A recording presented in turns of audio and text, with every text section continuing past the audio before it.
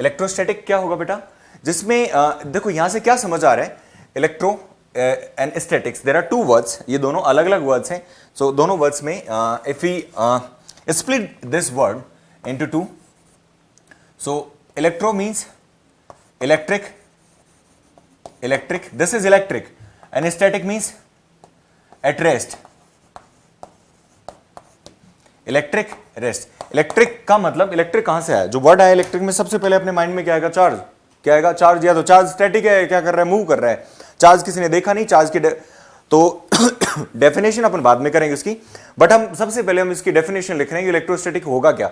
So branch of physics in which we study about the charge when it is at rest. तो उसके जितने भी phenomena है उन सबके बारे में अपन यहां पढ़ेंगे. So definition would be branch of physics in which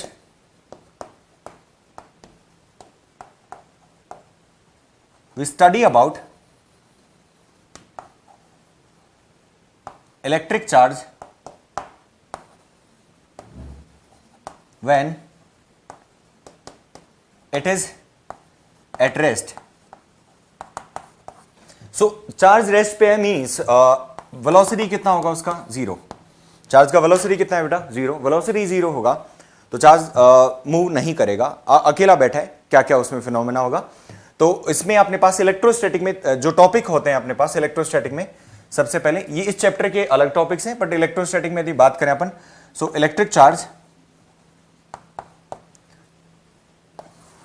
electrostatic, ये किन किन को टॉपिक्स को इंक्लूड करता है. इलेक्ट्रोस्टैटिक्स इंक्लूड्स इलेक्ट्रिक चार्ज, जितने भी फिनोमेना होता है चार्ज के, भाई चार्ज कैसे होगी बॉडी, चार्ज ट्रांसफर कैसे होता है, इसकी प्रॉपर्टीज क्या क्या होती हैं, और ये सब phenomena electric charge. Then electric force between charges, then electric field. Electric field के बाद अपने पास क्या आएगा इसमें, electric flux, dipole,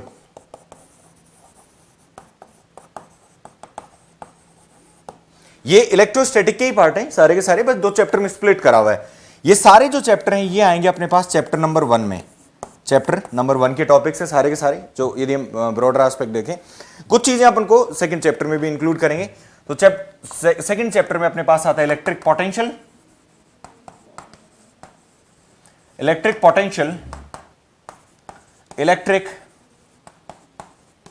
potential energy,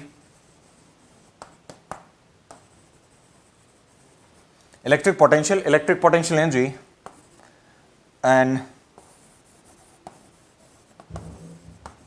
capacitance अपने आप में एक अपना चैप्टर है. अपन कॉम्पिटिटिव एग्जाम के सिलेबस में देखेंगे तो कैपेसिटेंस अपने आप में एक यूनिट है. यहां तक लेके ये सारे टॉपिक यहां तक इलेक्ट्रिक पोटेंशियल एनर्जी तक एक यूनिट है जिसको इलेक्ट्रोस्टैटिक बोलते हैं, और कैपेसिटेंस अपन बिल्कुल सेपरेटली अलग पढ़ते हैं. एंड कैपेसिटेंस में बहुत सारे सब टॉपिक्स है वो अलग होंगे. तो ये दोनों मिला के अपने पास, ये 3 टॉपिक मिला के अपने पास चैप्टर नंबर 02 में आता है. ठीक है, just to start with we have this topic electric charge. सबसे पहले हम इलेक्ट्रिक चार्ज को पढ़ेंगे, then will move further. So electrostatic simple, when charge is at rest, जितने भी फिनोमेना है ये सारे फिनोमेना होंगे ऐसे ऐसे करके. ठीक है, so we won't go into the deep, but let's start with the very first topic here which is electric charge.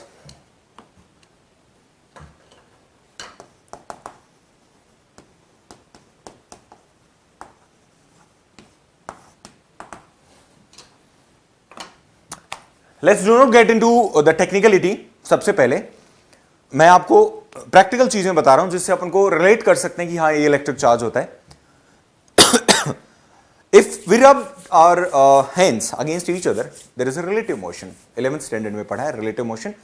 एक के रेस्पेक्ट में दूसरे का वो वेलोसिटी क्या है, that is called as relative motion. If I am standing here and board is also here only placed here, हम दोनों एक दूसरे के रेस्पेक्ट में रेस्ट में. But if I am walking here on the podium, मैं इधर इधर या कहीं भी चल रहा हूं तो बोर्ड के रेस्पेक्ट में मैं चलता हुआ नजर आऊंगा. एंड कैमरे के रेस्पेक्ट में भी आप देखोगे हाँ मैं मूव कर रहा हूं, जैसे मेरे हाथ मूव कर रहे हैं. सो this is relative motion which we have studied in 11th standard. Now if I rub my hands against each other, आप बोलोगे सर ये तो स्किन से स्किन हो रहा है. Let's forget about that. I'm taking my hand, I'm rubbing on my shirt which is made of cotton. तो मैं यहाँ रब कर रहा हूँ तो अभी भी आप क्या हो रहे हैं? You are feeling the warmth. आपको थोड़ा सा गर्म महसूस हो रहा है. ये यहाँ करेंगे तो भी ऐसा ही होगा. If I take plastic, यदि यहाँ करूँगा तो भी हो जाएगा. If I take again, these are two plastic bodies, इन दोनों को रब करूँगा तो ये भी eventually क्या हो जाएगी? गर्म. ठीक है? You'll say this is insulator. It is irrespective of that. If you are traveling and you are driving your car, तो कार के जो टायर हैं वो रबर से बने होते हैं. रबर भी इवेंचुअली चलने के बाद, बहुत किलोमीटर चलने के बाद कार के टायर क्या हो जाता है? गर्म. And we stop our car, right? कुछ किलोमीटर चलाने के बाद, से 100 किलोमीटर कुछ चलाने के बाद we stop our car just because वो फ्रिक्शन की वजह से गर्म होते हैं. अब ये जो गर्म हो रहा है वो क्या, कौन सी प्रॉपर्टी है? क्यों गर्म हुआ? कहां से आई वो एनर्जी? ठीक है, तो किसी भी फॉर्मेट में हम वर्क डन करा रहे हैं, वर्क डन की वजह से वो इलेक्ट्रिक वो जो है वो हीट एनर्जी में कन्वर्ट हो रहा है. बट उसके लिए अपने पास जो प्रॉपर्टी है, फ्रिक्शनल जो प्रॉपर्टी है, उसी को अपन चार्ज बोलते हैं, right? When we rub again two bodies against each other, then the heat is produced. वो हीट इलेक्ट्रिक चार्ज के फॉर्म में होती है अपने पास, इलेक्ट्रिक एनर्जी. पर इलेक्ट्रिक एनर्जी की वजह से हम उसको बोल नहीं सकते बिकॉज हम न्यूट्रल बॉडीज की बात करते हैं. न्यूट्रल बॉडीज क्या होती हैं? यदि हम टच करेंगे, अभी मैं टच कर रहा हूं इस चीज को, कहीं भी टच कर रहा हूं, तो यहां पर न्यूट्रल, मेरा हैंड भी न्यूट्रल है और ये भी न्यूट्रल है. इसका मतलब यह है कि यहां चार्ज, एक्स्ट्रा चार्ज नहीं है. चार्ज देखो, हर एक चीज चार्ज से बनी होती है ना? मैं कॉन्फ़िगरेशन बता रहा हूं यहां पर. तो सबसे पहले फ्रिक्शन प्रॉपर्टी की बात करें. फ्रिक्शन प्रॉपर्टी अपने पास इंडक्शन, अपने पास जो आएगा ये फ्रिक्शन प्रॉपर्टी, ये थोड़ा सा अपन आगे पढ़ेंगे अपन इसको. बट अभी हम बात करें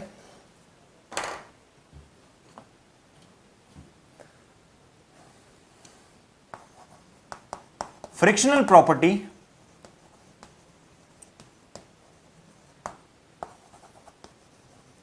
of matter.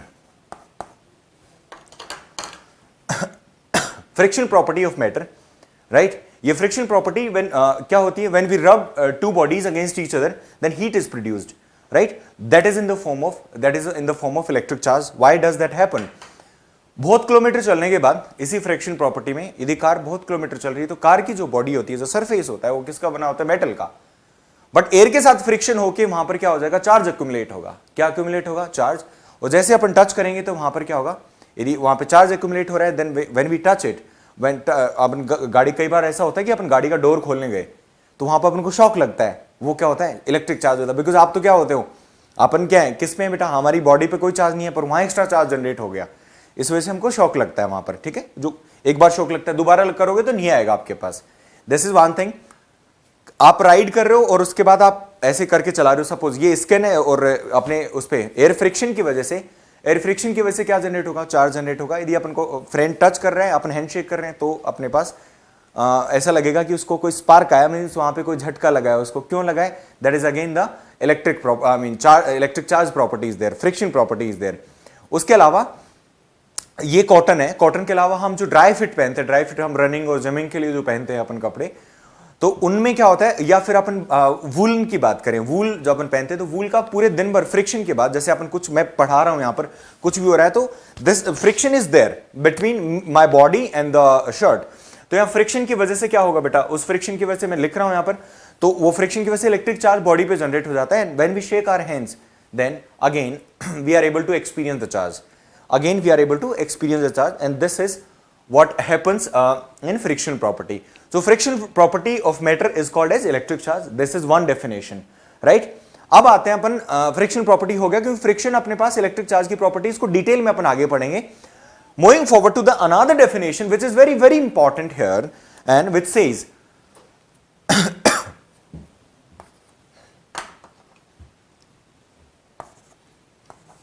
Basic oblique fundamental, basic oblique fundamental oblique intrinsic property of matter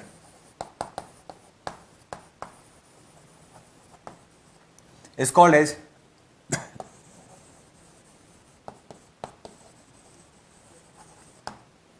intrinsic basic fundamental intrinsic property of matter is called as electric charge. क्या होता है electric charge? Maybe you are not getting this basic fundamental intrinsic property कौन सी है, सबका मतलब एक ही है, आपको समझ नहीं आ रहा, but I am explaining that one by one here. So basic property क्या होती है? Let's talk about matter. Matter के बारे में आपने सॉलिड स्टेट में 11th में पढ़ा होगा, मोल कंसेप्ट में भी थोड़ा आपने पढ़ा होगा, तो आपको आइडिया होगा, I am sure about that. So let's talk about the basic property. So matter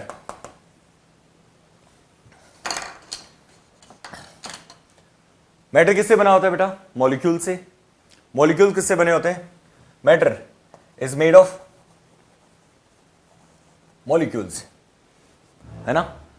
so molecules बने होते हैं एटम से।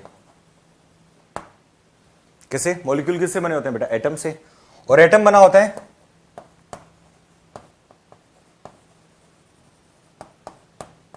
सब एटॉमिक पार्टिकल्स, एंड दीज सब atomic particles are called as charge. These सब एटॉमिक पार्टिकल्स, क्योंकि इनको फर्दर हम डिवाइड नहीं कर सकते, कर सकते हैं कोई क्वेश्चन अपने पास थोड़े बहुत आ गए आजकल, उसमें अपन उनको क्वार्क पार्टिकल बोलते हैं, पर क्वार्क अभी एग्जिस्टेंस में नहीं है, हम उनको बस अज्यूम करके एक एनसीईआरटी के बैक एक्सरसाइज में क्वेश्चन दिया हुआ है, उसके अलावा एज सच कोई क्वार्क से रिलेटेड क्वेश्चन नहीं आता, बट क्वार्क का मैं डिस्कशन करूंगा as we go further in the chapter. एक बार इलेक्ट्रिक चार्ज पूरा करेंगे, then will discuss the quark, क्या क्वार्क पार्टिकल क्या होता है। एज ऑफ नाउ हमारी नॉलेज के लिए हम सब एटॉमिक पार्टिकल्स तक पढ़ते हैं, ऐसा ही एनसीईआरटी में गिवन है, and will stick to that only, right. क्योंकि सब जगह आपके पास चाहे सीबीएसई का पेपर हो, चाहे अपने पास बहुत सारे पैटर्न चेंज हुए हैं, चाहे नीट का पेपर हो, पैटर्न उनके भी चेंज हुए हैं, सीबीएसई के भी चेंज हुए हैं, जेई का भी चेंज हो गया, तो हर बार कुछ ना कुछ चेंज हो रहा है, but the basic thing remains same, because NCERT में जो दे रखा है उसके अकॉर्डिंग ही आपका पेपर आने वाला है, चाहे कोई भी हो, ठीक है, कोई भी एग्जाम हो। सब एटॉमिक पार्टिकल्स, इनको फर्दर आपने स्प्लिट नहीं कर सकते, एंड दीज सब atomic particles are called as charges. Let me just give you the brief. So here I am taking a chalk, I am taking a chalk, right? इसको matter is what we see around us, everything।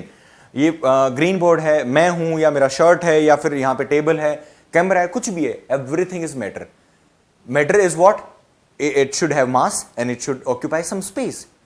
जो tiny particle होते हैं, बहुत सारे dust particle होंगे यहाँ पर, जहां हमको दिखते नहीं है क्योंकि बहुत सारी लाइट है, दिखेगा नहीं हो, बट हम इंटरफेरेंस वाला जो डिफ्रेक्शन का फिनोमेना पढ़ेंगे आपको, उसमें अपन को लगता है कि ठीक है लाइट आ रही है इधर से, तो वो लाइट आ रही है, तो जो फिनोमेना है उसकी बात करें तो वो जो इंटरफेरेंस का फिनोमेना है, दैट इज इंटरफेरेंस डिफ्रेक्शन का फिनोमेना, उसमें अपन पार्टिकल्स को देख सकते हैं, उस पार्टिकल का भी कुछ ना कुछ मास होगा। If I break this chalk, right, अब इसको क्रश करूंगा, ठीक है, जो मैटर है अभी भी क्रश करूंगा, तो भी आपको क्या, आपको जो दिखेगा वो सब कुछ क्या रहेगा? मैटर।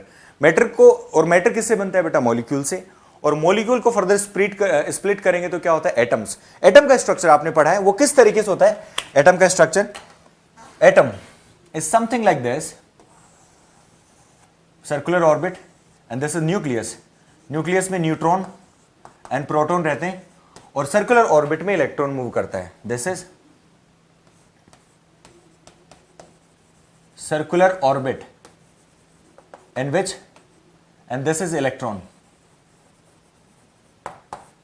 इलेक्ट्रॉन आएगा जाएगा, इलेक्ट्रॉन मूव करता है, और this is the heaviest part of the atom, which is called as nucleus, because सारा जो मैक्सिमम मास होता है वो सेंटर्ड होता है न्यूक्लियस में, so which is called as nucleus. This is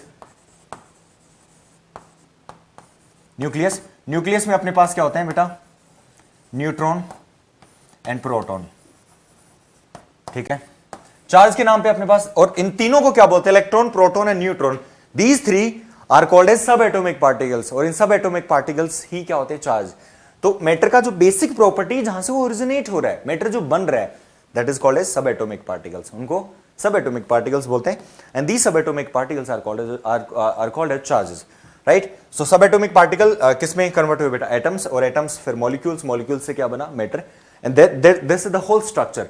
Now let's get back to the definition, and it says basic, fundamental और intrinsic property। Intrinsic means pure form।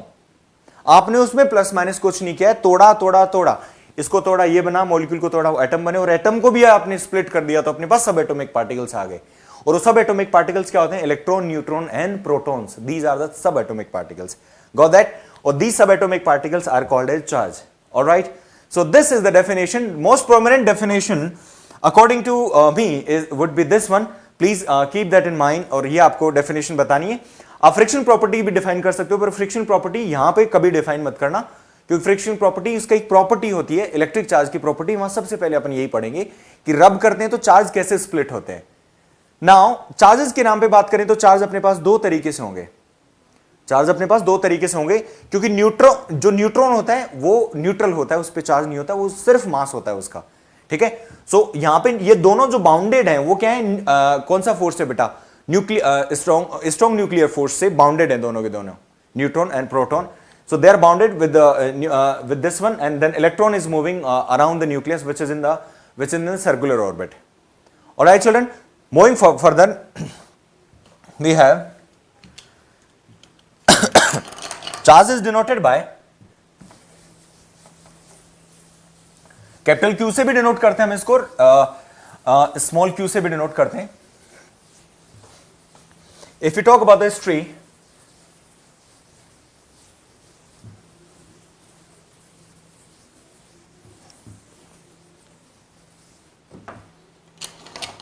so electric charge is denoted by capital Q. Electric charge is denoted by capital Q और small q. किससे denote करते हैं? Electric charge is denoted by capital Q and small q. जैसे बनाए, जैसे दिख रखा हो, तो ऐसे गुस्सा मत होना, या I mean that's a thing from me कि मैं बोल देता हूं कई बार. सो कैपिटल Q और स्मॉल q कुछ भी आए, दोनों से अपन डिनोट कर सकते हैं उसको. And Q is SI unit of electric charges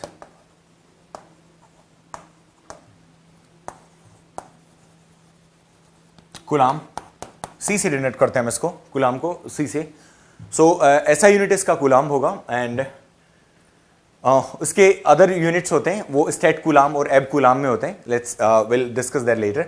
but यहाँ पे अपन को ऐसा यूनिट कूलाम से. अच्छा, सबसे पहले there was a scientist with the name Dufay. Dufay was a scientist and he invented about the friction theory. ठीक है, मैं थोड़ा सा इसका हिस्ट्री बता रहा हूँ चार्ज का, कि कैसे क्या हुआ. ब्रॉडली इसकी जो हिस्ट्री है चार्ज की, I am not good with the years, but या डूफे, और हमें कभी ईयर्स कोई पूछता भी नहीं कहीं भी. So Dufay was one scientist and he came up with the friction theory of charge. Friction theory. Later Benjamin Franklin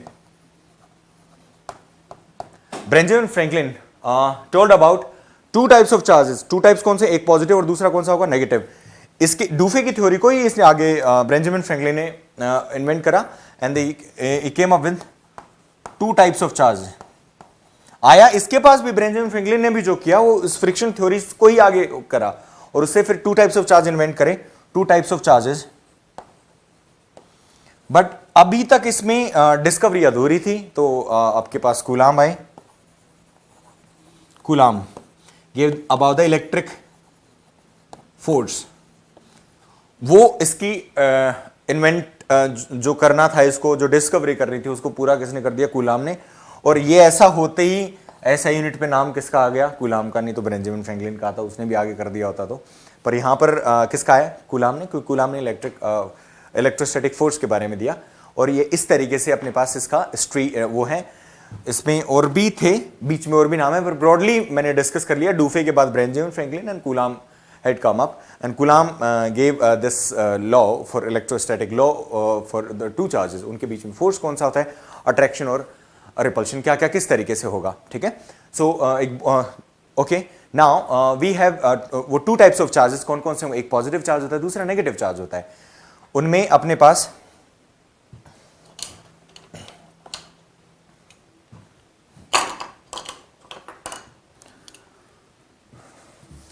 next thing which is, हम इनको अट्रैक्शन और रिपल्शन कैसे बताते हैं. सो ये भी फ्रिक्शन थ्योरी से आता है, बट प्रॉपर्टीज में फ्रिक्शन थ्योरी करेंगे तो वहां और भी आ जाएगा. But there is a note here, which I want to discuss. Note, like charges, ये बेंजामिन फ्रैंकलिन की थ्योरी से आ रहा है. Like charges repel each other.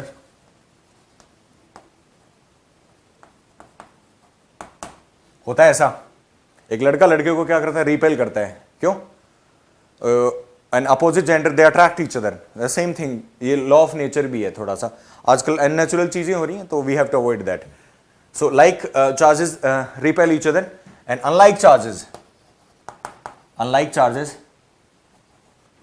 Attract each other.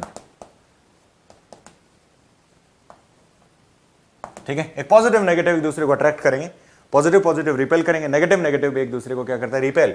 So these are two types of charges, like charges and unlike charges. Afterwards, इनके बाद like and unlike. सो एक body positively charge कब होगी, नेगेटिवली चार्ज कब होगी, उसका भी देखते हैं अपन. Next point, a body will B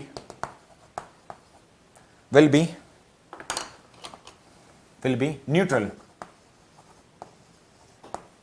किसकी बात कर रहा हूं मैं, body will be neutral when, neutral का मतलब ये है कि आप, मैं मेरे फ्रेंड से हैंडशेक कर रहा हूं तो मेरे को कोई झटका नहीं लग रहा, कोई स्पार्क नहीं लग रहा उसे, तो उसका मतलब दोनों न्यूट्रल हैं अपन. न्यूट्रल का मतलब उस बॉडी में, फ्रेंड की बॉडी में और मेरी बॉडी में नंबर ऑफ इलेक्ट्रॉन और नंबर ऑफ प्रोटॉन क्या है, सेम, तब उनको क्या बोलते हैं, इलेक्ट्रिकली न्यूट्रल बॉडी बोलते हैं अपन. ठीक है, मैं यहां टच कर रहा हूं, इलेक्ट्रिकली न्यूट्रल बॉडी है, मैं इसको टच कर रहा हूं, इलेक्ट्रिकल न्यूट्रल बॉडी है. बट यदि मैं किसी और चीज को यहां पे स्टूडियो में कैमरे को टच किया मैंने, या ऊपर किसी भी सरफेस को, सो दी साउंड एब्जॉर्बिंग मटेरियल्स, इनको टच किया मैंने, वुड को टच किया, तो क्या हो रहा है, कुछ नहीं आ रहा. वो इंसुलेटर की बात नहीं करते, चाहे इंसुलेटर हो, चाहे सेमीकंडक्टर हो, चाहे कंडक्टर हो, हर किसी के पास इलेक्ट्रॉन होते हैं. हमने यहां पर जो पढ़ा है, मैटर तो हर तरीके का होता है बेटा. मैटर में कंडक्टर भी होगा और इंसुलेटर भी होगा. मींस इलेक्ट्रॉन हर किसी के पास होते हैं. कुछ फ्लो करा पाते हैं, कुछ फ्लो नहीं कराते. जो फ्लो इलेक्ट्रिसिटी का फ्लो नहीं करा पाते, उनको क्या बोल देते हैं अपन, उनको हम साफ साफ बोल देते हैं कि भाई ये क्या है, इंसुलेटर है. That is also coming up. But a body will be neutral when number of electrons is equal to number of protons. When number of electrons is equal to number of protons. That's one thing. Second, a body will be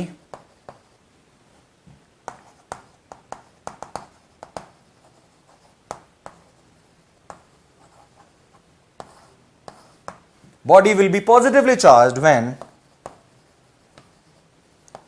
number of electrons are less than number of protons. Why so? अब आप बोलोगे sir यहां पर ऐसा क्यों हो रहा है, नंबर ऑफ प्रोटॉन का मतलब ये नहीं कि अपन ने उसमें प्रोटॉन दे दिए, है ना, ऐसा नहीं होता कि आप प्रोटॉन दे दो. प्रोटॉन कहां से देने जाओगे, प्रोटॉन देने के लिए अपन को न्यूक्लियस में जाना पड़ेगा, क्योंकि प्रोटॉन ऑर्बिट में नहीं रहता है. That is the basic theory which you know already. So proton देने के लिए न्यूक्लियस आना, न्यूक्लियस को स्प्लिट करना पड़ेगा, कुछ ना कुछ गड़बड़ हो जाएगी, है ना. न्यूक्लियस को स्प्लिट करना खतरे से खाली नहीं होता, तो वो नहीं करते अपन कभी भी. सो उसका मतलब ये होता है कि अपन इलेक्ट्रॉन निकाल लिए, क्योंकि ऑर्बिट में जो मूव करता है, ऑर्बिट में इलेक्ट्रॉन मूव करता है, इलेक्ट्रॉन हमेशा प्रोटॉन से हल्का होता है और इलेक्ट्रॉन ही ट्रांजिट हो रहा है. यदि आपको ज्यादा देना है, लेना है, कुछ भी है, तो इलेक्ट्रॉन का ही एक्सचेंज होगा. यदि इलेक्ट्रॉन हमने बॉडी से निकाल लिए हैं तो बॉडी चार्ज फील करेगी. क्यों? क्योंकि उसमें क्या हो गया, प्रोटॉन्स ज्यादा हो गए. डेफिशिएंसी ऑफ इलेक्ट्रॉन बोलेंगे वहां पर. कभी भी ये मत बोलना कि excessivity of protons. That's a wrong statement completely, because electron is the only thing which is moved from one body to another. So here a body will be positively charged when number of electrons is less than number of proton, and that states deficiency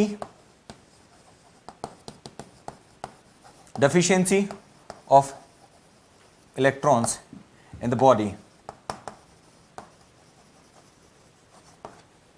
Deficiency of electrons in the body. This is positively charged Ne less than Np, and this is deficiency of electrons in the body. All right, that's the second case. ये body and the last point here is that body will be negatively charged. Negative charge में अपन क्या करेंगे, देखिए इधर यहाँ पे क्या हो रहा है बेटा, यदि बहुत सारे इलेक्ट्रॉन और दे दिए अपन ने बॉडी के, तो यहाँ इलेक्ट्रॉन क्या आ जाएंगे, एक्सेसिविटी में. प्रोटॉन फिक्स रहते हैं, है ना, तो वहां पर अपने पास इलेक्ट्रॉन और दे दिए तो अपने पास क्या, उसको बोलेंगे अपन excessivity. Alright, so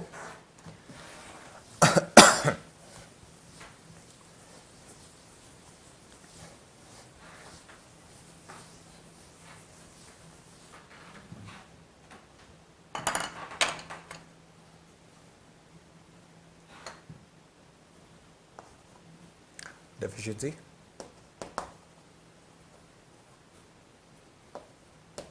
will be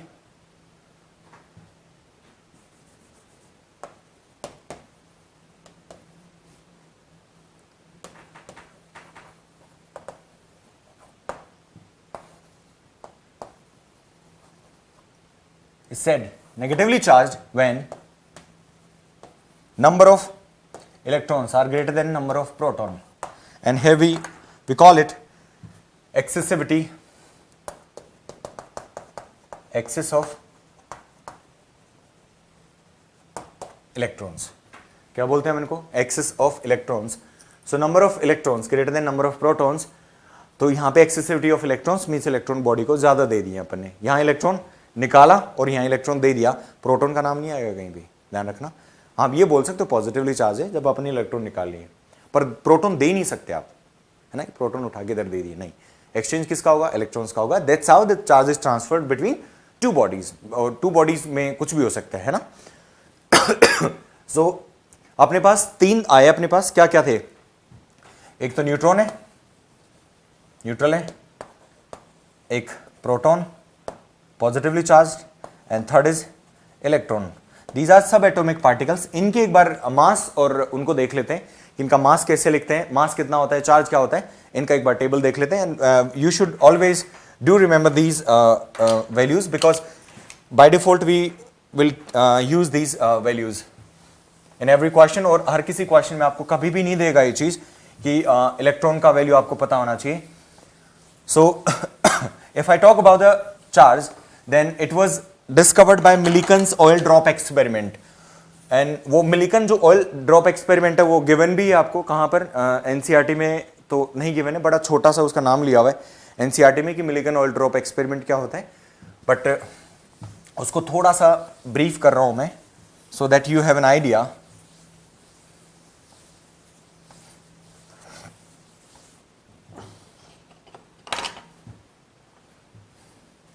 Millikan oil drop experiment कुछ इस तरीके से है कि उसमें इलेक्ट्रिक चार्ज, एक इलेक्ट्रिक फील्ड है चारों तरफ, उसमें से एक ऑयल ड्रॉप को गिराया गया ऊपर से और नीचे जाके उसका चार्ज काउंट किया गया.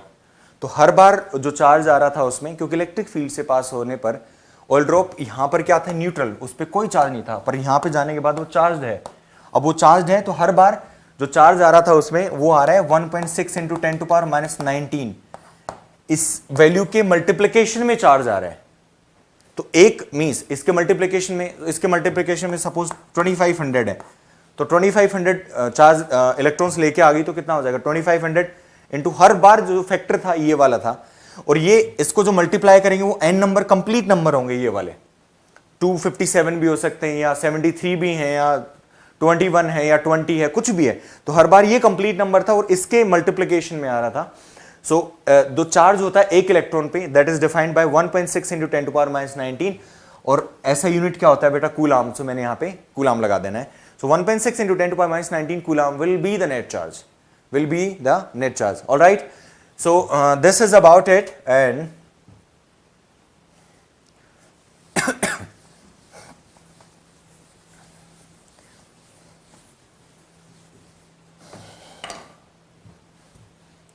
here we have this charge, mass. This is name of charge, name of mass, and magnitude.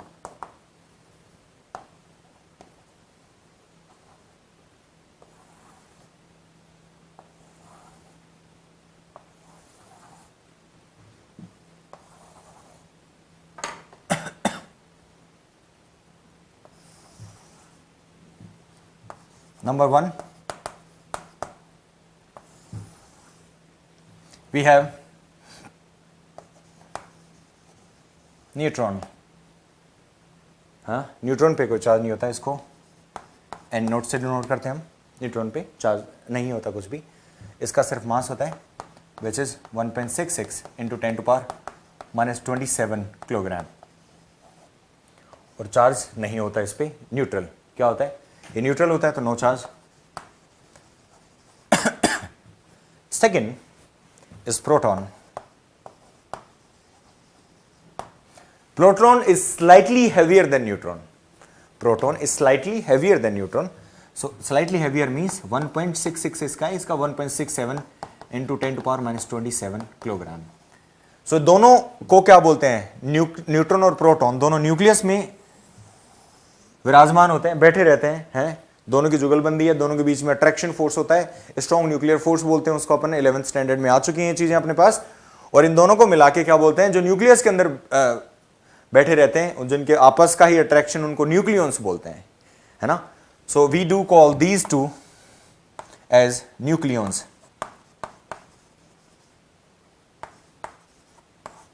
Nucleons. Third one, neutron proton. Proton is denoted by P positive, and the third one is electron. Electron is E negative. Mass is 9.1 into 10 to power minus 31 kilogram. कितना, 9.1 into 10 to power minus 31 kilogram. दोनों पे जो magnitude रहेगा charge का वो क्या रहता है, सेम, है ना. यदि मैग्नीट्यूड अलग अलग हो गया तो या तो बॉडी फिर बैलेंस होने में दिक्कत है. फिर अपन वो कंप्लीट नंबर वाला गेम कर रहे थे ना अपन की, कंप्लीट नंबर से ही आ रहा है मल्टीप्लिकेशन, वो फिर वो कोई भी बॉडी इतना अनस्टेबल हो जाएगा कि इलेक्ट्रिकली न्यूट्रल होना पॉसिबिलिटी ही बहुत कम होगी फिर, है ना. सो 1.67 into 10 power 29, this is mass of proton, mass of electron and mass of neutron. These are the masses and it is plus 1.6 into 10 to power minus 19 coulomb, and this is minus 1.6 into 10 to power minus 19 coulomb. These are, and coulomb का जो C होगा ये capital होता है बेटा ना, छोटू वाला C मत बना देना तो वो गड़बड़ हो जाएगी वहां पर. So ये plus 1.6 into 10 to power minus 19, this is minus 1.6 into 10 to power minus 19 coulomb. So this is proton and electron. So these three types are of charges. So इसको फिर भी हम चार्ज नहीं बोलते हैं, चार्ज के तरीके दो होंगे. किसी भी बॉडी के पास ऐसा अपने पास हाइड्रोजन न्यूक्लियस में अपने पास होता है कि स्टेबिलिटी के लिए, है ना, ये अपनी एटॉमिक स्ट्रक्चर में आता है और अपने पास आएगा भी. सो स्टेबिलिटी के लिए नंबर ऑफ इलेक्ट्रॉन और नंबर ऑफ प्रोटॉन क्या होने चाहिए, सेम. अच्छा, ये दोनों न्यूक्लियॉन्स हैं और ये किसमें, इलेक्ट्रॉन किसमें रिसाइड करता है, ऑर्बिट में. Next point is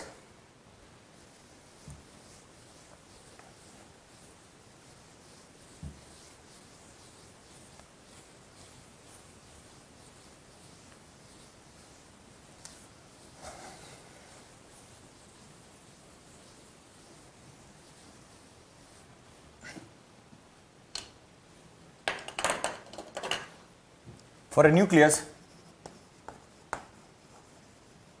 I am sure आपको ये पता होगा. फॉर ए न्यूक्लियस उसको रिप्रेजेंट करते हैं जेड एक्सिस से. मैं थोड़ा सा इसी का आइडिया और दे रहा हूं आपको. जेड एक्सिस से मतलब क्या होगा, जेड क्या होता है बेटा, नंबर ऑफ प्रोटॉन, एंड यही क्या होगा, नंबर ऑफ इलेक्ट्रॉन. ये ऐसा कब होता है, जब अपने पास स्टेबल न्यूक्लियाई हो. This is for stable nuclei. और अपन न्यूक्लियस जो चैप्टर आएगा which is chapter number 13 in our syllabus, in 12th syllabus, chapter number 13 में आएगा स्टेबल न्यूक्लियाई, तो उसकी बात करेंगे. जेड एक्स क्या होता है,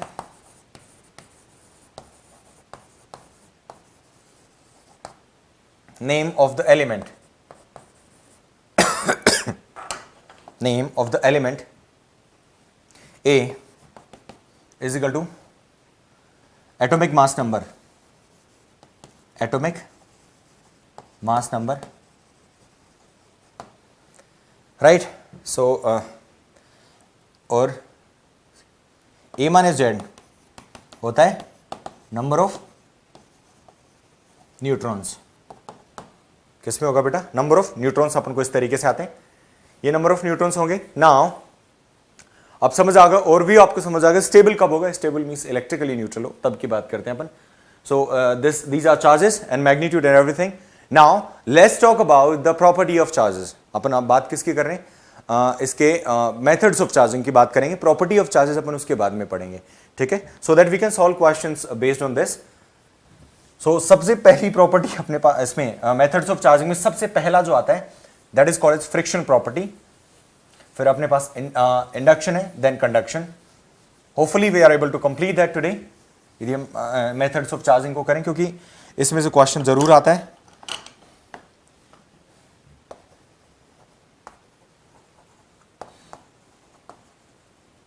मेथड्स ऑफ चार्जिंग में क्या है बेटा कि किसी बॉडी को चार्ज को अपने ट्रांसफर करना है, तो चार्ज ट्रांसफर करना है तो एक बॉडी से दूसरी बॉडी में किस तरीके से जा सकता है। न्यूट्रल है तो उसको चार्ज कैसे कर सकते हैं अपन उस बॉडी को वो सब चीजें इसमें पढ़ेंगे। छू के चार्ज करनी है या बिना छुए चार्ज कर रहे हैं या फिर फ्रिक्शन करके चार्ज कर रहे हैं, दो चीजें होती हैं। ये इसको बोलते हैं छूना, इसको बोलते हैं नहीं छूना, और इसको बोलते हैं रब करना। बस ये तीन तरीके होते हैं, समझ गए आप। तो छू के तो चार्ज हो ही जाता है, पर यदि किसी को छू दिया आपने जाके हैं और या फिर किसी को देख रहे हो आप, वो अपने आप ही चार्ज हो गया, देखने से भी चार्ज हो जाते हैं ना, समझ गए ना आप, इतना सब करा ही होगा आपको। तीसरा फ्रिक्शन करके, है ना। तो सर्दी के दिनों में भी थोड़ा विंटर टाइम चल रहा है एंड आजकल अपन को रब करना होता है, हम बैठे हमको लिखना है कुछ भी, so as being a teacher मुझे भी पेन चलाना होता है, एज ए स्टूडेंट आपको भी चलाना होता है। सर्दी के दिनों में भी everyone of we rub our hands, है ना। ग्लव्स पहन के आप लिख सकते हो, मैं नहीं पढ़ा सकता ग्लव्स पहन के, तो हमको हाथ रब कर रहे होते हैं, हाथ रब कर रहे हैं अभी तो क्या होगा, वार्म हो रहे हैं, देन इस आई मीन थोड़ा सा ब्लड सर्कुलेशन ठीक हो जाता है, we are comfortable able to write. So these are the three methods of charging a body against each other। हम रब कर रहे हैं तो ये क्या हो गया, चार्जिंग हो रहा है उसका। so methods of charging, so here first one is first by friction।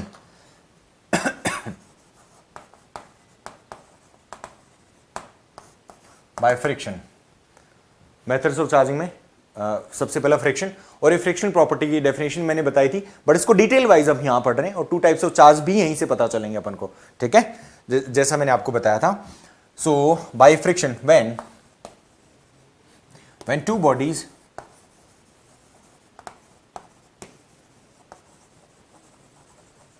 rubbed,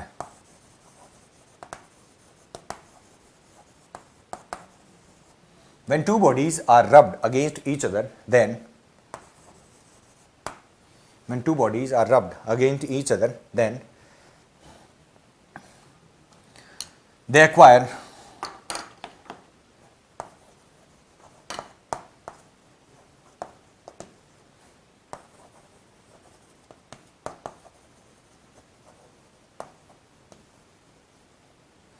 electric charges on each other. They acquire electric charges on each other, which is called as and this property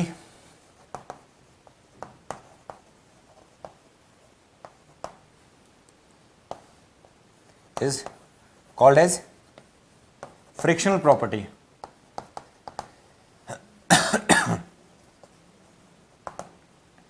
alright, so दो combo होते हैं यहां पर।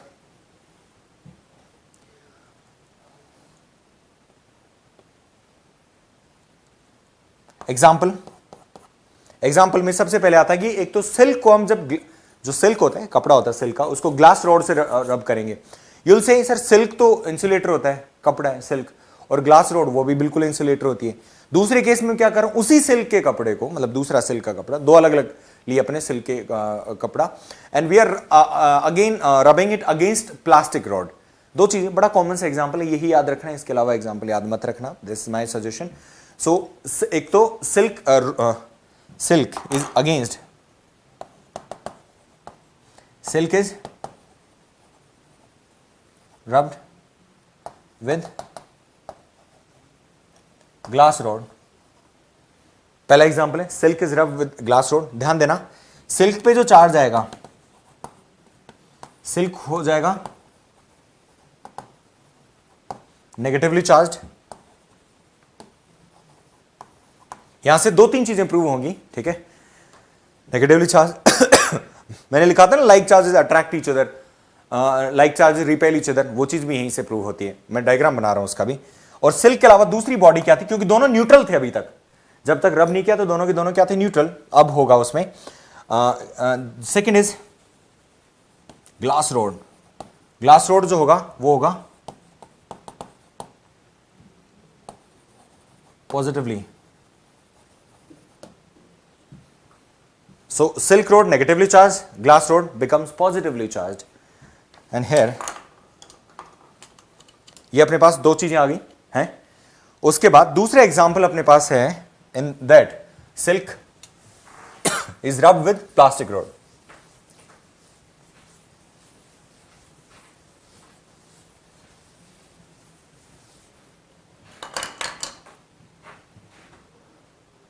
Silk know example,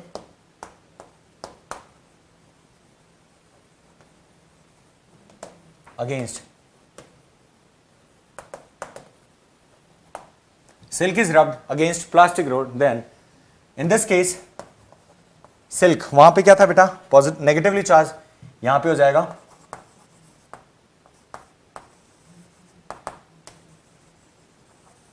charge and plastic rod becomes negatively charged. Silk क्या हो जाएगा, positively charge, plastic road क्या हो जाएगा, नेगेटिवली चार्ज. आप ध्यान दे रहे होंगे यहां पर कि यहां पे तो सिल्क नेगेटिव था और यहां पे सिल्क क्या हो गया, पॉजिटिव. कैसे हुआ ये किस पे डिपेंड करता है, property of two bodies which are rubbed against each other, उस पे डिपेंड करता है. Property of two bodies which are rubbed against each other. So this is about silk and this is plastic rod. यहां पे silk और ये glass rod था, उस पे डिपेंड करेगा. सो जैसे अपन कर रहे हैं तो क्या होगा यहाँ पे, ये तो चलो हो गया, इसका मैं कोई डायग्राम भी इसका कोई डायग्राम नहीं बना रहा, बट यहां से अपन को ये पता चलेगा कि यदि ग्लास रोड और प्लास्टिक रोड को एक साथ हैंग करते हैं तो दोनों अट्रैक्ट होती हैं रब करने के बाद में, और ग्लास रोड को साथ में अट्रैक्ट कर हैंग करेंगे तो दोनों क्या करेंगे, रिपेल करेंगे. और ये प्रॉपर्टी शो करने के लिए आप डायग्राम बना सकते हो, and which can be done in this way.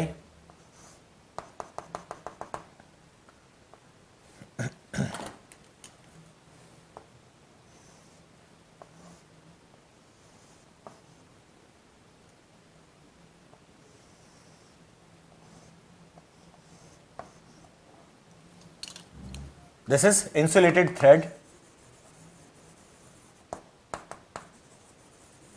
Insulated thread के से मानते हैं अपन इनको. This is glass road. रब करने के बाद की सिचुएशन कर रहा हूं मैं. तो ग्लास रोड पे अपने पास क्या आ रहा है, positively charge. This is glass rod, this is hanged. तो इस पे ग्लास रोड पे अपने पास positively charge. This is also glass rod. दो अलग अलग ग्लास रोड हैं, दोनों को रब किया और फिर पास में लेके आए, तो पास में नहीं आ रही, मीन्स वो दूर जा रही हैं एक दूसरे को. तो इसका मतलब ये क्या हो रहा है, ये इधर जाएगा, ये इधर जाएगा, and this is called as repulsion. Repulsion between like charges. किसको शो कर रहा है बेटा, लाइक चार्जेस. वो दोनों के दोनों क्या कर रहे हैं, वेज अपार्ट. नहीं तो अट्रैक्ट होते, दोनों क्या आ जाते, पास में आ जाते हैं. ऐसा नहीं हो रहा है यहां पर.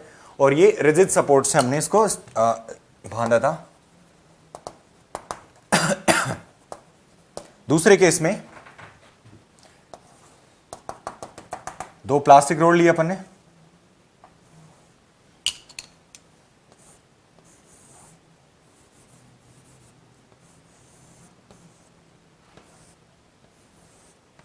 उन दोनों को रब किया, हैंग किया, तो प्लास्टिक रोड पे कौन सा चार्ज आता है बेटा, नेगेटिवली चार्ज.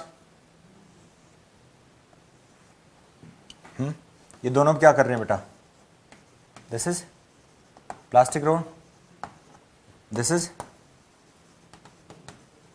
प्लास्टिक रोड, ये thread, and this is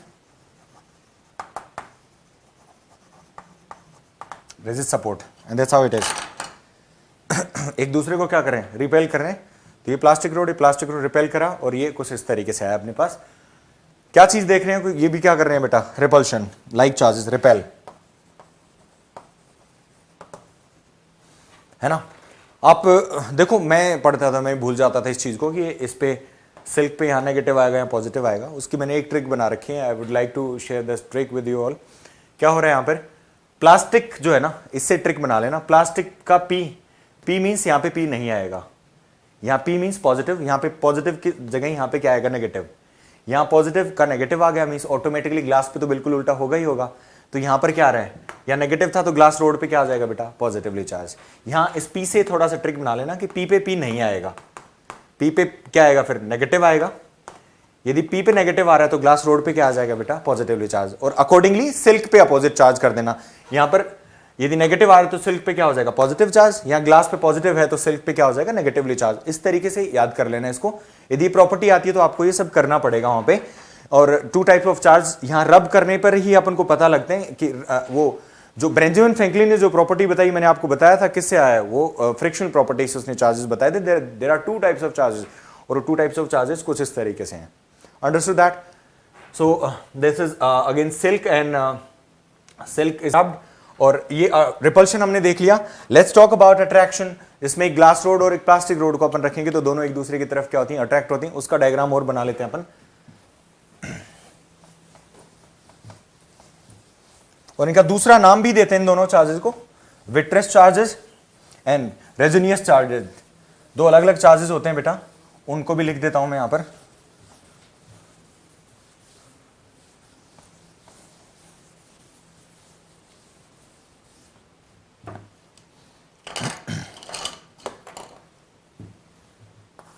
In the very next case, दूर दूर भी करा,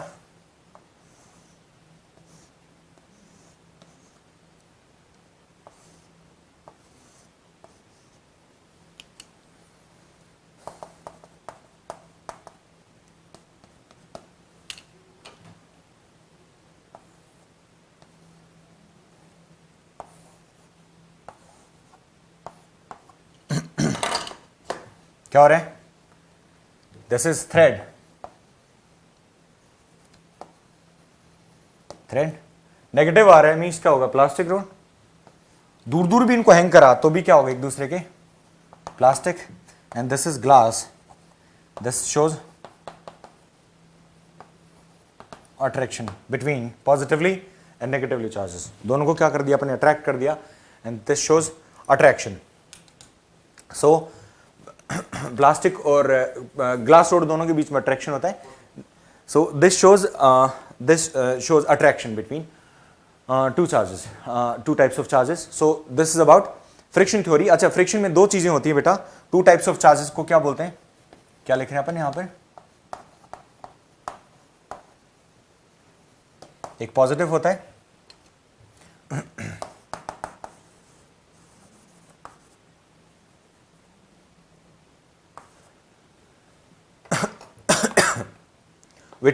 विट्रियस चार्ज। ये किस पे आएगा बेटा, this is on glass rod and this is positively charge, vitreous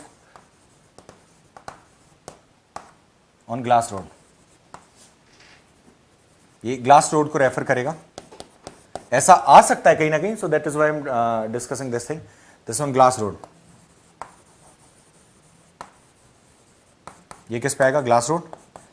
second, रेजोनियस charge, वो किस पे आता है बेटा, प्लास्टिक रोड पे।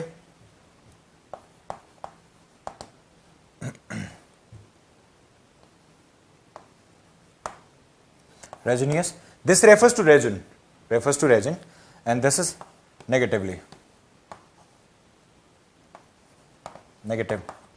ठीक है। This on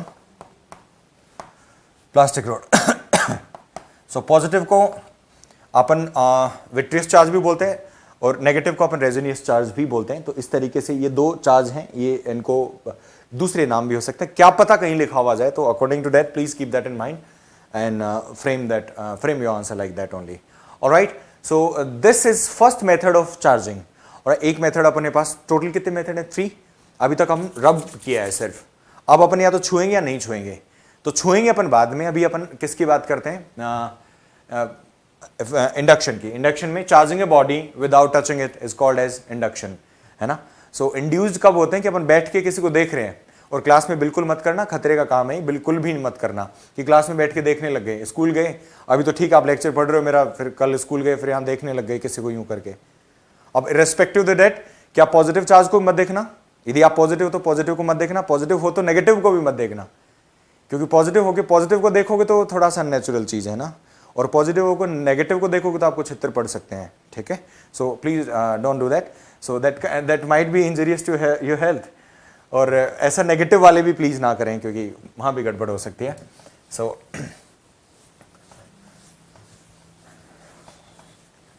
this is a warning issued in journal, in public basically. So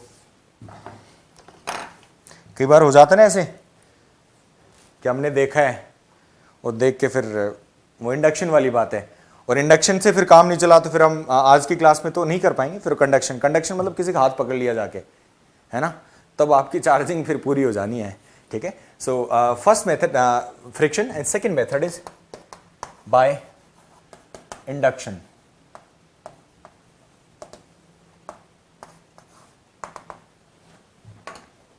Induction. Definition for this is, let's keep it sweet and simple, that charging a body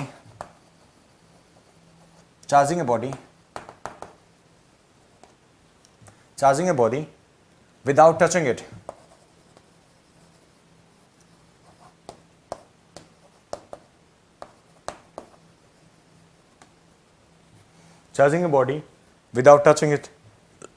is called as induction.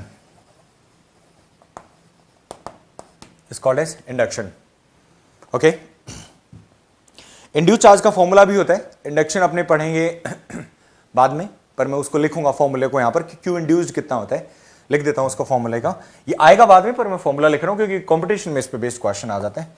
So Q induced, I N means induced, is equal to Q not, charge जो दिखा रहे हो आप, है ना, जिससे अपन charge करने की कोशिश करें, that is Q not, bracket 1 minus 1 upon epsilon R, and this is induced charge. This Q induced is equal to Q naught bracket 1 minus 1 upon epsilon r. Epsilon r is a constant. Epsilon r is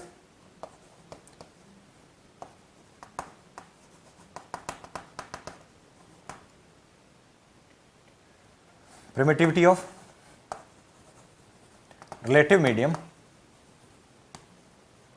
है ना, ये constant होता है।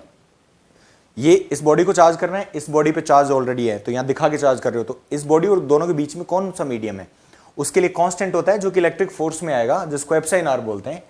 और इस पे based questions आते हैं, इनके बीच में अपन एप्सिलॉन आर का जो भी होगा, सो यदि वैक्यूम है या एयर है तो ऑलमोस्ट इसकी वैल्यू कितनी होती है 1 एप्सिलॉन आर की, तो यहाँ पे 1 रख के और इस तरीके से अपन सॉल्व करेंगे।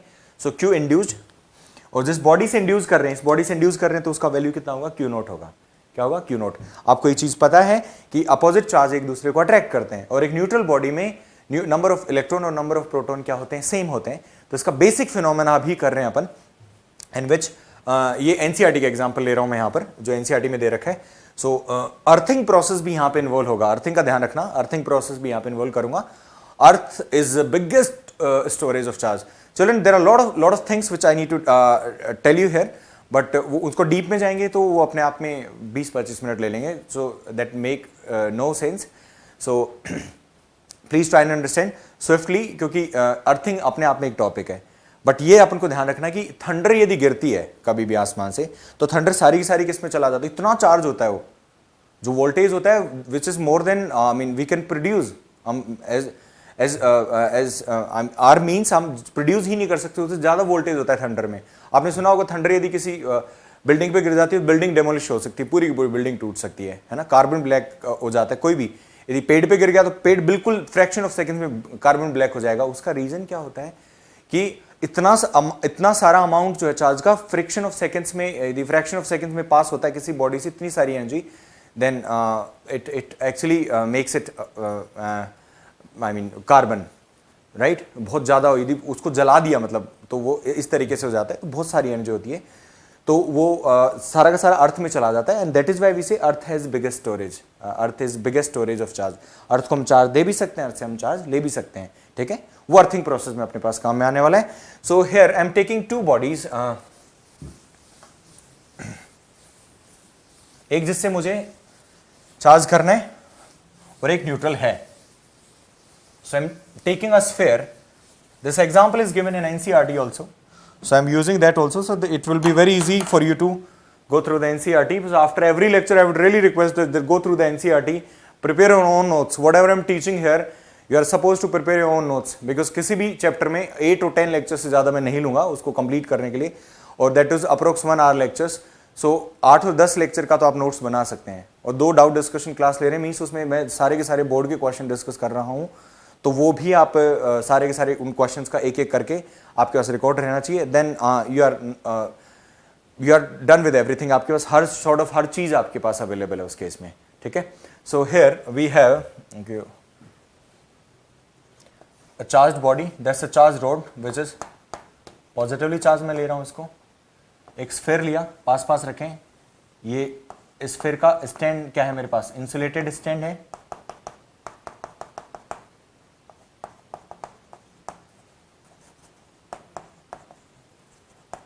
And this is neutral metallic sphere means conductor क्या है, सो यहां पे न्यूट्रल का मतलब क्या, नंबर ऑफ इलेक्ट्रॉन और नंबर ऑफ प्रोटॉन क्या है इसमें सेम, बट इंडक्शन की वजह से जब इसको पॉजिटिवली चार्ज रोड को, this is a charge road, इस चार्ज रोड को इसके पास में लेके जाएंगे तो पॉजिटिवली जो चार्ज है ये स्फीयर पे नंबर ऑफ इलेक्ट्रॉन और प्रोटॉन क्या है सेम, बट ये अपनी तरफ किसको अट्रैक्ट करेगा, केवल और केवल इलेक्ट्रॉन को। सो इलेक्ट्रॉन्स किसकी खुद की तरफ यहां अट्रैक्ट होंगे, इलेक्ट्रॉन इधर आ जाएंगे इसके पास, इलेक्ट्रॉन इधर आ गए, जहां इलेक्ट्रॉन होंगे उसके जस्ट अपोजिट साइड में अपने पास क्या आ जाएंगे, प्रोटॉन, और इसको हम बोलते हैं पोलैरिटी, इधर अब जस्ट अपोजिट साइड में इसके पॉजिटिवली चार्ज आ जाएंगे। ठीक है, हमको इसको चार्ज करना है, अभी तक ये चार्ज नहीं है, यदि इसी सिचुएशन में यदि मैं इसको हटा लेता हूं, दूर कर लेता हूं, तो वापस से पॉजिटिव और नेगेटिव एक साथ मिंगल हो जाएंगे और अपने पास ये न्यूट्रल अभी भी है और बाद में भी क्या रहेगा, न्यूट्रल रहेगा। अब इन पॉजिटिवली चार्ज को यदि हटा दें अपन तो ये क्या हो जाएगा, नेगेटिवली चार्ज स्फीयर हो जाएगा। कैसे होगा, सेकंड केस में, ये तो फर्स्ट केस रहा, सेकंड केस में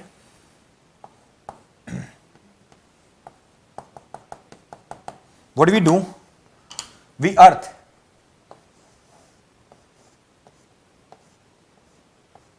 this is the symbol of earthing. तो यहां पे जहां पॉजिटिवली चार्ज होता है उसको हाई पोटेंशियल बोलते हैं अपन, अर्थ अपने आप को एडजस्ट कर लेता है दूसरे के हिसाब से, यहां पॉजिटिव है, जब पॉजिटिव चार्ज होगा तो उसको हाई पोटेंशियल बोलते हैं। पोटेंशियल हमने नहीं पढ़ा हुआ है, एक बार के लिए आप ध्यान रख लो, पोटेंशियल थोड़े दिन में आ ही जाएगा तो आपको समझ आ जाएगा। पॉजिटिवली चार्ज है तो उसको पॉजिटिव लेते हैं और नेगेटिवली चार्ज होगा तो लो पोटेंशियल ले लेते हैं उसको। सो यहां अर्थ है तो यहां इसको क्या बोलेंगे अपन, हाई पोटेंशियल, अर्थ का ये पार्ट हाई, मतलब स्फीयर हाई पोटेंशियल पे होगा और अर्थ अपने आप को किस पे मान लेगा, लो पोटेंशियल पे, अर्थ अपने आप एडजस्ट कर लेते हैं जैसे अर्थिंग करते हैं अपन। सो अब क्या होगा, इलेक्ट्रॉन क्या आ जाते हैं लो से हाई पोटेंशियल, और करंट कहां जाती है, हाई पोटेंशियल से लो पोटेंशियल जाती है। अब क्या होगा, अपने पास यहां डेफिशिएंसी ऑफ इलेक्ट्रॉन्स हैं तो चल के कौन आएगा, इलेक्ट्रॉन्स। सो इलेक्ट्रॉन अर्थ से आके और इन जितने भी पॉजिटिवली चार्ज हैं इनको क्या कर देगा, नलिफाई कर देगा, मींस न्यूट्रल कर देगा। इसका मतलब ये नहीं था कि इन पॉजिटिव चार्ज को हम लेके चले गए कहीं पे, as we discuss in today's lecture that positive charge कभी भी कहीं भी नहीं जाएगा, पॉजिटिव चार्ज है वो वहीं रहेगा।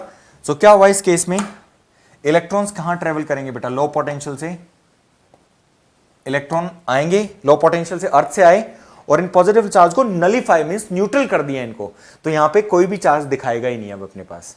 और करंट कहां जाती है बेटा, करंट ऐसे जाती है, this is the direction of flow of current, ये आपको ऑलरेडी पता होगा।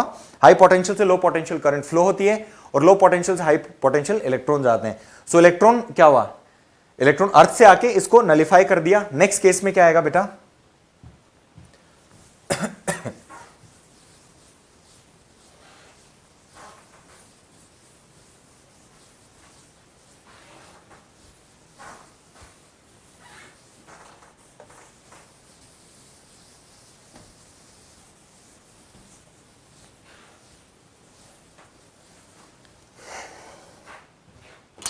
very next case in which this the positively charged, we are keeping it here only, और ये जो स्फीयर था उस पे आपको अर्थिंग भी रिमूव कर दी अपन ने, और रिमूव करने के बाद यहां पे केवल नेगेटिव चार्ज दिखेगा अब आपको। After removal of earthing, earthing के रिमूवल के बाद क्या होगा, नेगेटिवली चार्ज, क्योंकि ये तो पूरा का पूरा पार्ट क्या हो गया, इधर तो न्यूट्रल कर दिया उन इलेक्ट्रॉन्स ने अर्थ से आके, तो ये कुछ इस तरीके से बना। Now when now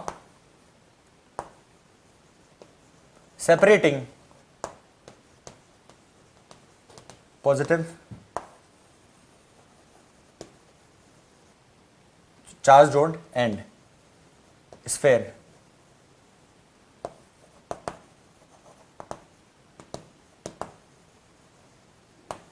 infinite distance का मतलब ये होता है कि उनके बीच में कोई फोर्स ना लगे। यदि इलेक्ट्रिक फोर्स लग रहा था तभी तो ऐसा चार्ज कराना उसने। इनफाइनाइट डिस्टेंस मींस अभी पास पास थे, यूं कर दिया, आपको इलेक्ट्रिक फोर्स नहीं लग रहा है इनके बीच में, तो एक दूसरे के लिए कहां पर होंगे, इनफाइनाइट डिस्टेंस पे होंगे। ये कूलाम्स लॉ में प्रूव भी हो जाएगा, because force is inversely proportional to R square. जब फोर्स जीरो हो गया तो आर कितना हो जाएगा, इन्फिनिटी, ठीक है, क्योंकि 1/0 is equal to infinite. So at infinite distance अलग अलग रख दिया, रॉड दूर रखी है और स्फीयर यहां रखा। सो अभी नेगेटिवली चार्ज, ये तो इंसुलेटेड स्टैंड है ही, ये तो, और जो नेगेटिव चार्ज था इसके पास वो एक्सेसिविटी में, आपने यहां पे एक्सेसिविटी में क्या आ गए, इलेक्ट्रॉन्स आ गए। तो ये जो इलेक्ट्रॉन्स हैं ये बेटा यूनिफॉर्मली स्प्रेड हो जाएंगे पूरे स्फीयर पे, और इसको हम क्या बोलते हैं, यूनिफॉर्म